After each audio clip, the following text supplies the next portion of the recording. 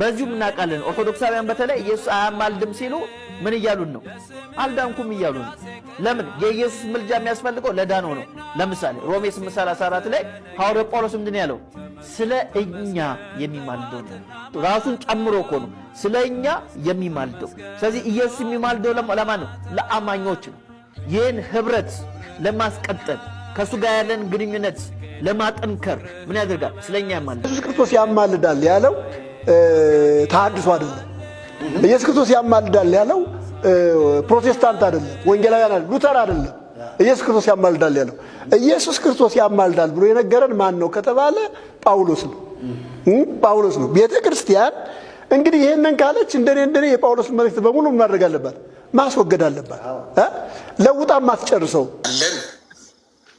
እኔ ምሎን አብረኝ ትላለ የሞተው ይልቁንም ከሙታን የተነሳው በእግዚአብሔር ቀኝ ያለው ደግሞ ስለኛ የሚማልደው ክርስቶስ ኢየሱስ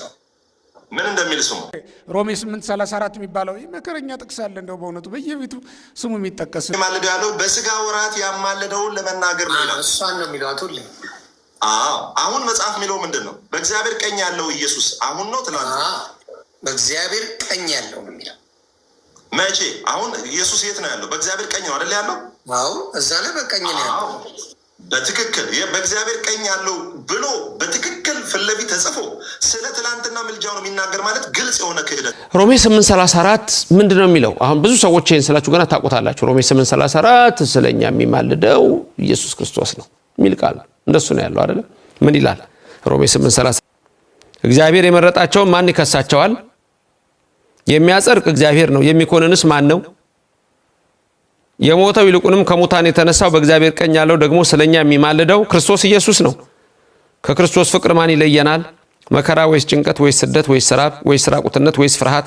ወይስ ሰይፍ ነው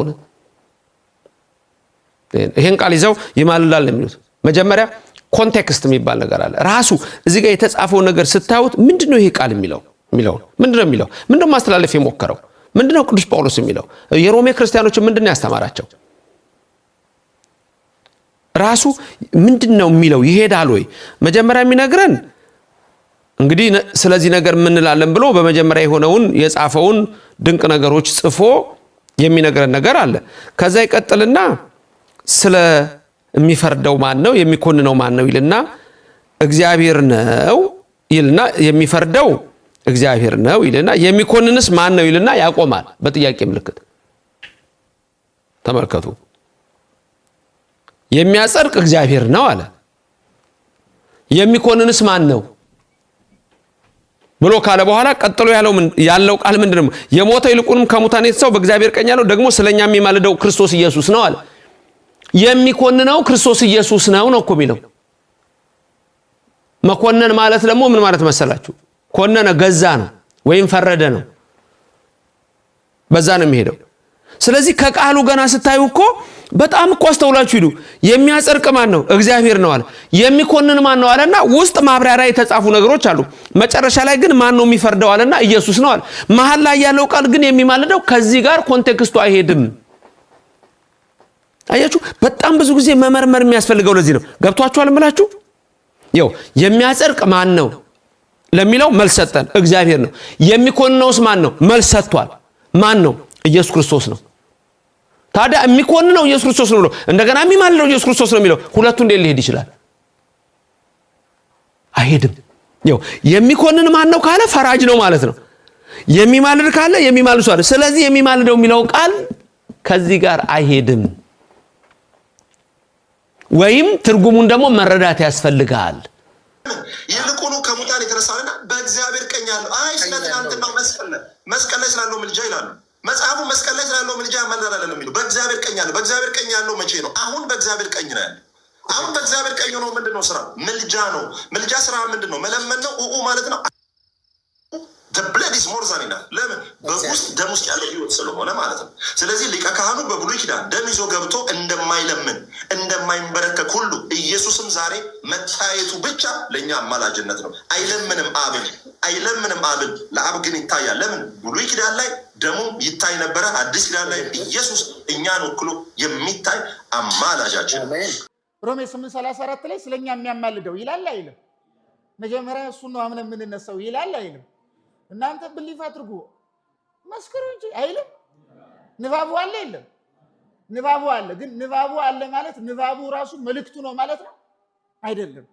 አባ ጄሮም ወንጌል ማለት ንባብ ማለት አይደለም፣ ወንጌል ማለት መልእክት ነው ይላል። ግን መልእክት ደግሞ የሚኖረው ንባብ ሲኖር ነው። ታውቃላችሁ አይደል?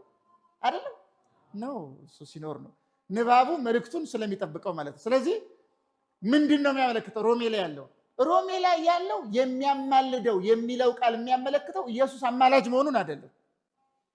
አማላጅ ነው ምንል ከሆነ ባለፈ ነግሬያቸዋለሁ። ኢሳይያስ 63:9 ብዬ አልነገርኳችሁም? በአማላጅ አይደለም፣ በነቢይ አይደለም፣ ወይም በመልአክ አይደለም፣ እርሱ ራሱ መጥቶ እግዚአብሔር ወይም ጌታ አዳነን የሚል ጥቅስ አልጠቀስኩም? ኢሳይያስ 63:9 ላይ።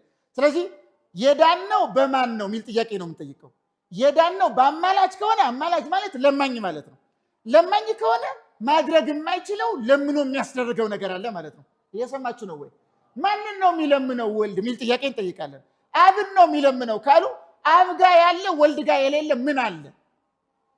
ምክንያቱም ጌታችን ለአብ ያለው ሁሉ ለእኔ ያለኝ ብሏል። እኔና አብ አንድ ነን ብሏል። እየሰማችሁ ነው የምናገረው። በዮሐንስ ወንጌል ምዕራፍ 5:19 ላይ አብ የሚያደርገውን ሁሉ ወልድም እንዲሁ ያደርጋል ይላል። አብ ህይወትን እንደሚሰጥ እያነጻጸረው የሚያስቀምጠው አብ ህይወት እንደሚሰጥ ወልድም እንዲሁ ህይወትን ይሰጣል ይላል። እየሰማችሁ ነው አይደለም? ስለዚህ አብ የሚያደርገውን ማን ያደርጋል? የስልጣን መበላለጥ የለም ማለት ነው። የማይኖር ከሆነ እንዴት ሊለምነው ይችላል? ሃሌሉያ። ይኸውላችሁ አንተም በደንብ ወደዚህ ላይ ሀሳብ ትሰጣለህ። ኢየሱስ አማላጅነቱ ላመነ ሰው ብቻ ነው። የኢየሱስ አማላጅነት ላመነ ሰው ብቻ ነው። በኢየሱስ ክርስቶስ አምኖ የዘላለም ህይወትን ያላገኘ የእግዚአብሔር ልጅ ያልሆነ ሰው ኢየሱስ ለእርሱ አማላጅ አይደለም። ምልጃ ምንድን ነው? ከዳን በኋላ ስላለው ህይወት ደግሞ ምን ለማድረግ ለመዳናችንም ደግሞ ዋስትና ሆኖ ዛሬ ምን የሚያደርግ ነው? የሚቀርብ ነው። አንድ ነገር ልንገር። ሁለት የተጣሉ አካላት ቢኖሩ ለምሳሌ ዮኒና ፍራኦል ቢጣሉ አያደርገውና ወዳጆች ስለሆኑ ለዮኒና ለፍራኦል አሁን የሚቀርበው ብዬ እንዳልክን ባደርግ። ምክንያቱም ለዮኒም ሁለታችሁ ብትጣሉ እናንተን ማስታረቅ ያለበት ለሁለታችሁ የሚቀርብ ሰው ነው መሆን ያለበት። አይታል አሁን እንዳልክን ባመጣ አንተንም ያውቃል ፍራኦልንም ያውቃል። ስለዚህ የሁለታችሁንም ባህሪ ስለሚያውቅ ሊያስታርቃችሁ ይችላል። ለምንድን ነው ኢየሱስ ብቻ አማላጅ መካከለኛ የሆነው ሲባል ፍጹም ሰው ፍጹም አምላክ ስለሆነ ያውቃል፣ የእግዚአብሔርን ባህሪ አለ። ስለዚህ ለሁለቱ የቀረበው ኢየሱስ እንጂ መልአክ አይደለም፣ ኢየሱስ እንጂ ማርያም አይደለችም። አይታ የእግዚአብሔርን ፍላጎት አሟልቶ ይህን ሪከርድ የምታደርጉ በደንብ አድርጉ። የእግዚአብሔርን ፍላጎት አሟልቶ የሰውን ጉድለት ሞልቶ በእግዚአብሔር ፊት ያጸደቀን ለእኛም ለእግዚአብሔርም የቀረበ ራሱ ፍጹም ሰው ራሱ ፍጹም አምላክ የሆነው ክርስቶስ ኢየሱስ ብቻ አማላጃችን ነው። አሜን። ሌላው የተበደለ አካል ራሱ እንድትታረቀው ሲፈልግ ለእርቁ የሚሆን ክፍያ መክፈል ሲያቅት ራሱ ከፈለልን ማለት ነው። ተበድሏል። እግዚአብሔር ኃጢአት ተሰርቶበታል። እግዚአብሔር ላይ ተዋሽቷል። በእግዚአብሔር ፊት አመንዝረናል። በእግዚአብሔር ፊት ኃጢአት ሰርተናል። ስለዚህ ለዛ ኃጢአት መክፈል ስላልቻልን ለእኛ በማሰብና በማዘን እግዚአብሔር ራሱ ምን አደረገ ሲባል ከፈለው። ማንን? ልጁን ልኮ። ለምን? መክፈል አንችልም። ዊ ካንት አፎርድ ብራዘር፣ ዊ ኩድንት አፎርድ፣ አልቻልነውም በቃ። ስለዚህ ምንድን ነው እኛ ስላልቻልን ራሱ እግዚአብሔር ምን አለ? ክንዴ መድኃኒት አመጣችልኝ። ምን አለ? የሚማልሰው አየሁ ማንም የለም አለ። ራሱ አሳልፎ መስጠቱ ነው። ሌላው በደንብ ስሙ። በብሉይ ኪዳን አንተ ከእንስሳ መርጠ የምትሰጠው ከእንስሳ መርጠ ነው የምትሰጠው። ሰው ነው አቅራቢ፣ መስዋዕቱን ሰው ነው አቅራቢ። ዮኒ እግዚአብሔር ራሱ ለአዲስ ኪዳን የሚሆን መካከለኛ የሚሆን ጌታ ኢየሱስ ክርስቶስን ለእኛ መረጠና ራሱ አቀረበ። አይታል። ጌታ ኢየሱስ ከዘላለም ሞት ብቻ ሳይሆን ከበሬ ንግድ፣ ከፍየል ንግድ ለበጉላ የምታወጣውን ዋጋ ጭምር ነው ነፃ ያወጣ ጌታ። ምንም መስዋዕት ሳታቀርብ ነፃ አውጥተዋል ጌታ ኢየሱስ ክርስቶስ። ለምን? ራሱ መስዋዕት አቅራቢ ሆኖ ራሱ ምን ሆኖ መስዋዕት ሆኖ ጌታ ኢየሱስ ክርስቶስ ከዚህ ሁሉ አድኖናል። ስሙ የተባረከ ይሁን። ከዛ ይሁላችሁ በብሉይ ኪዳን እነርሱ የሚያስታውሱት ለምሳሌ አሁን መስዋዕት ሲያቀርቡ ምንድን ነው የሚያስታውሱት? ቀጣይ ዓመትን ያስታውሳሉ። ምንን ነው የሚያስታውሱት? ኃጢአተኛ መሆናቸውን ያስታውሳሉ። ኃጢአተኛ መሆናቸው። ለምሳሌ አንድ መወደው ፓስተር የተጠቀመውን ምሳሌ ልንገር። ሰውየው አስም በሽተኛ ነበር። አስም በሽተኛ ነበረ እና ሚነፋት ነገር አለች። ሚነፋትን ነገር እንደዚህ መደርደሪያ ላይ አስቀምጦ ይተኛል። ሚነፋትን ነገር አንተ ሳምባ ፊት ይለኛል። ለምን ጨጓራ ፊት አትለኝም? ማቆም መስሎ ነው እንዴ? በደንብ አድርጌ ነው የምሰብከው። ይኸውልህ ስድብ ጌጤ ነው። እኔ ደስ ብሎኝ ነው የምሰደበው። እና ሰውየው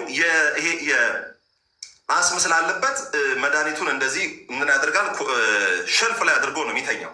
ሸልፍ ላይ አድርጎ ሲተኛ የአስሙን እንትን ባየ ቁጥር ምንድን ነው ትዝ የሚለው? የአስም በሽተኛ መሆኑን ነው። መድኃኒቱን ባየ ቁጥር ምንድን ነው? አያም በቃ ሲክ አያም ሲክ ሀቭ ቱ ቴክ ዲስ ዋን ኦኬ። ለምን በሽተኛ ነኝ፣ ስለዚህ መውሰድ አለብኝ፣ በሽተኛ ነኝ ብሎ ነው የሚያስታውሱ። ምኑ ያ የሚወስደው ነገር ኦኬ።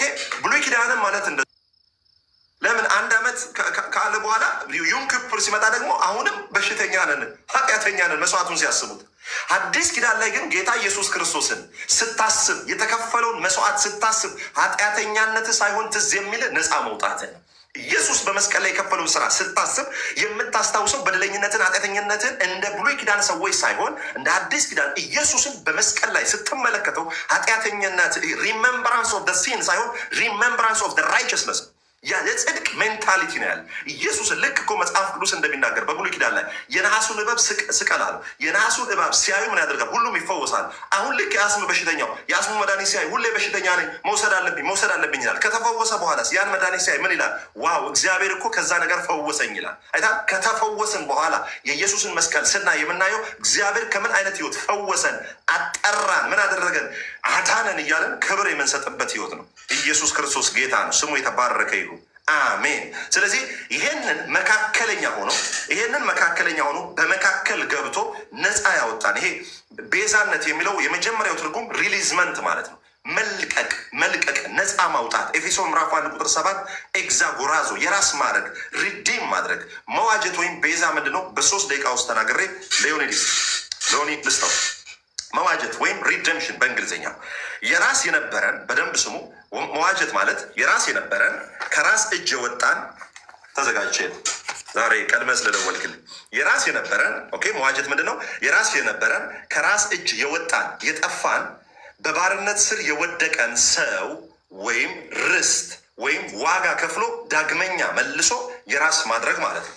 የኔ መኪና የኔ ነበረ፣ ከኔ እጅ ሲወጣ በዱቤ ምን አደርገዋለሁ? የራስ ኤግዛጎራዞ ያልኳችሁ ከስሌቨሪ ማርኬት ውስጥ ዋጋ ከፍሎ ነፃ ማውጣት፣ የራስ ማድረግ። ልክ ጌታ ኢየሱስ ክርስቶስ ከቤተ ፋጌ ወደ ቤተ ሳይዳ ስትሄዱ በፊታችሁ ካለችው መንደር የአህያ ውርንጭላ ታገኛላችኋል። የአህያ ውርንጭላ አለች፣ ፈታችሁ አምጡልኛል፣ ፈታችሁ ልቀቋት አላለ። እኛ ተፈተን የተለቀቅን መረን የተለቀቅን አለ። ከዓለም የተፈታን ለኢየሱስ ግን በፍቅር የተያዘንን። አሜን።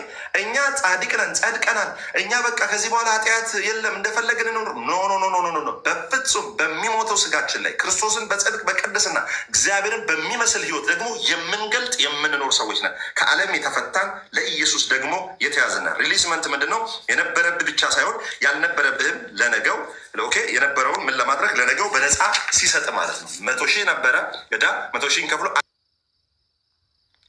$1 ትሪሊየን ሲሰጥ ላጠፋው ደግሞ ቀጣይ ለምትኖረው ህይወት መክፈል ማለት ነው። ሁለተኛው ጋል ይባላል። ይሄን የምታገኙት የመጀመሪያውን ይሄ ሪሊዝመንት ኤፌሶን ምዕራፍ 1 ቁጥር 7 ላይ ታገኛላችሁ። ሁለተኛው ጋል ነው። ሪደምሽን ጋል ወይም ዋርሳ ወይም ዘመድ ማለት ነው። ይሄ ዋርሳ ወይም ዘመድ ምን ይባላል? በእንግሊዝኛው ኪንስማን ሪዲመር ይባላል። ኪንስማን ሪዲመር ዘመድ የሆነ ሰው ሲበዣችሁ ሲያድናችሁ ማለት ነው። ይሄንን ሩት ምዕራፍ 2 ቁጥር 20 ላይ ታገኛላችሁ።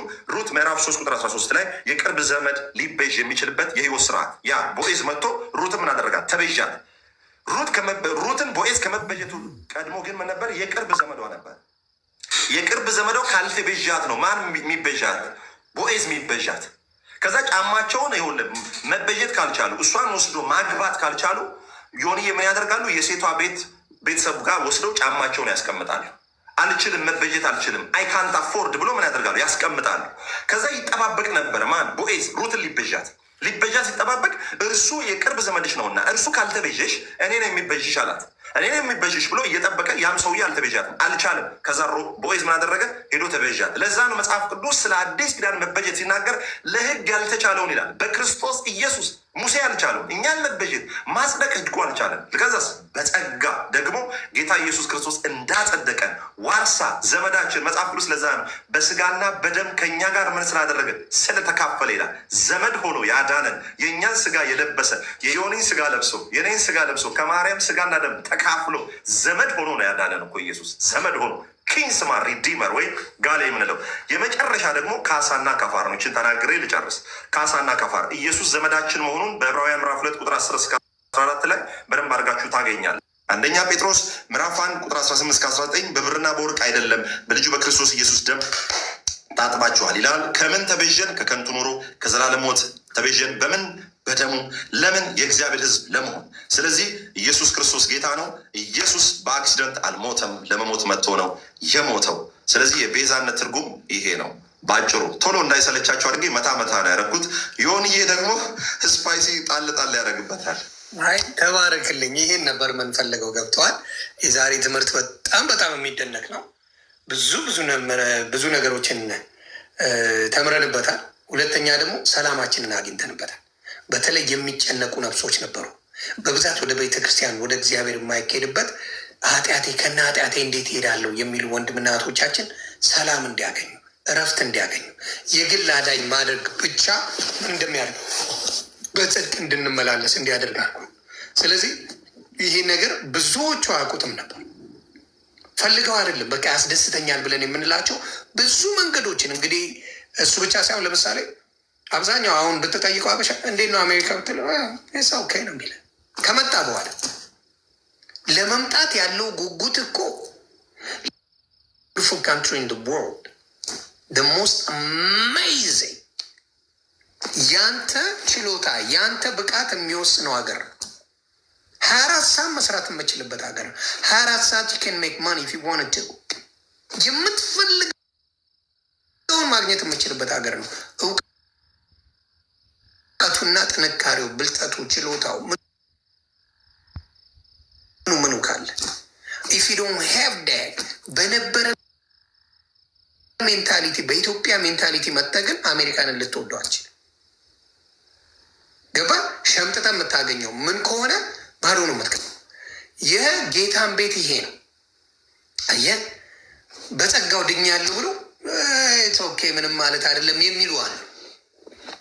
ገባ አንዳንዱ ምን ያደርጋል? የጌታ ነገር ፍቅሩ ገብቶት ምን እያደረገ ይሄዳል? ተፍ ተፍ እያለ ጌታን እያመሰገነ እየባረከ እየመሰከረ ሲኖር በረከቱ እየበዛለት እንዴ ትላንት አውቀው አልነበር እንዴ ቅዱስ ይላል። እንዴ ትላንት እኮ እንደዚህ ወንበዴ ነበር አውቀው ነበር እኮ እንዴ ለምን ተቀይ? አንዳንድ ሰዎች አሜሪካ መጥተው ወዲያው ተቀይረዋል። ቢካዝ ኦፖርቹኒቲውን ብቻ ነበር የሚፈልጉት። ከዛ በኋላ ህይወታቸው ተቀይረዋል። አንዳንዱ 50 ዓመት አስቀምጠው ደሰም ጋር ሰምትን በክርስቶስ ስትመላለስ እንደዛ አይነት ነገር ነው ያለው። ምን አይነት ነገር ብለህ የምትል ከሆነ ባዶ ነህ። ተመችቶኛል ብለህ ግን የኢየሱስን ነገር በየጊዜው የምትሰራበት ቃሉን የምትመሰክርበት የምትኖርበት የምትደሰትበት ሲሆን ሙሉ ቃሉን እየተቀበልክ የምትኖር ከሆነ ነገሮች ይቀየራሉ።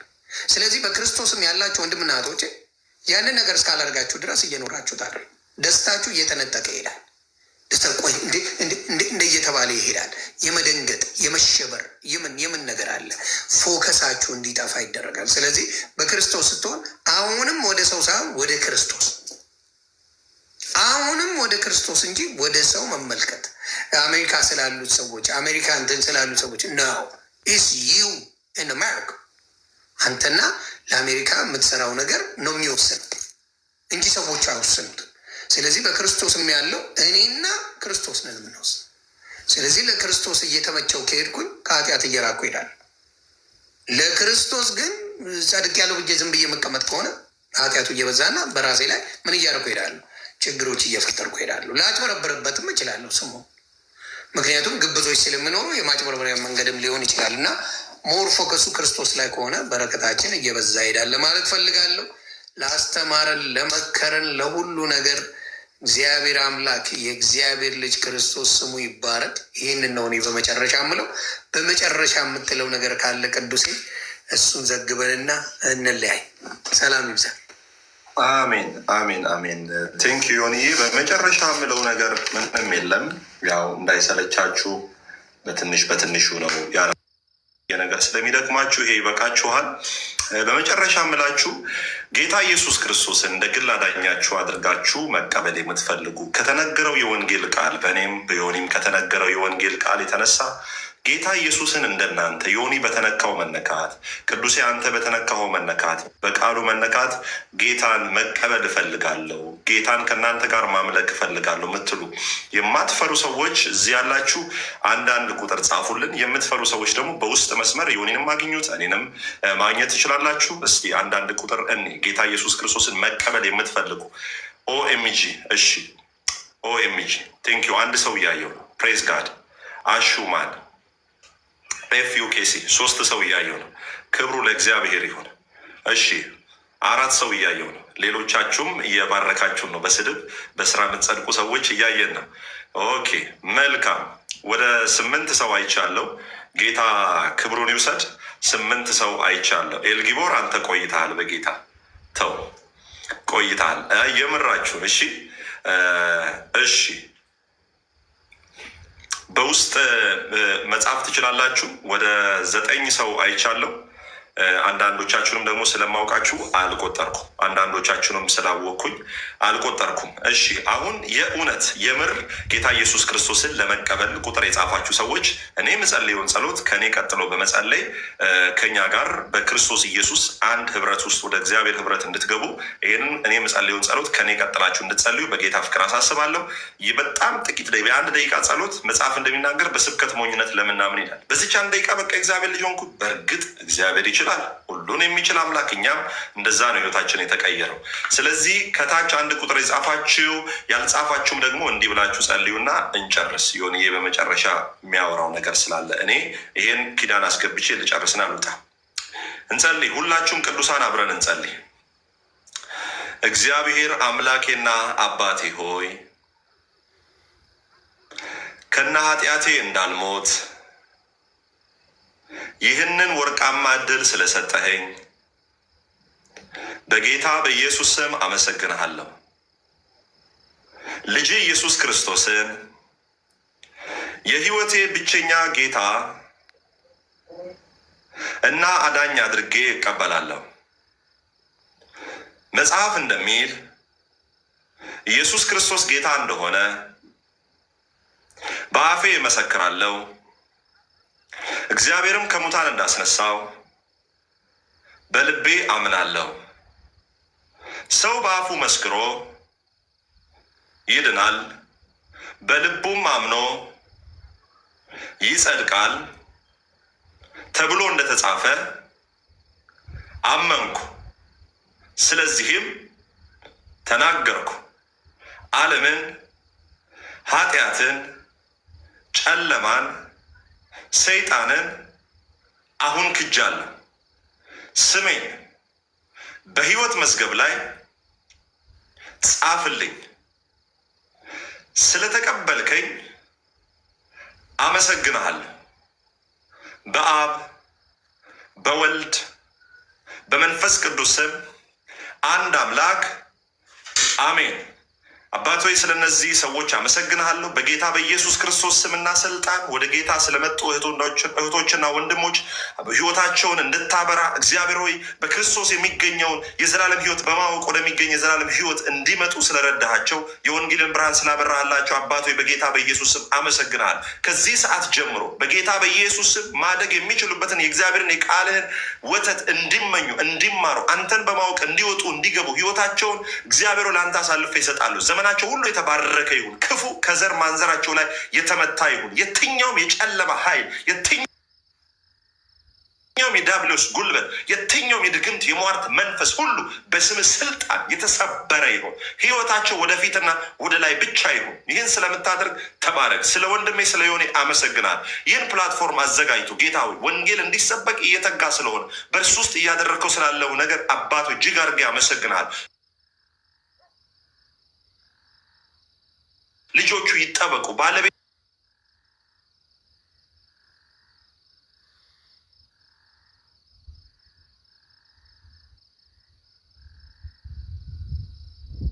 በስሙ ላይ የሚሟረት የሚሰራ የትኛው መሳሪያ የተሰበረ ይሁን፣ ቤተሰቦቹ የተጠበቁ ይሁን፣ የክፉ ኃይል ከዘር ማንዘሩ ከስፍራው ከአካባቢው የተሰበረ ይሁን በጌታ በኢየሱስም አሜን።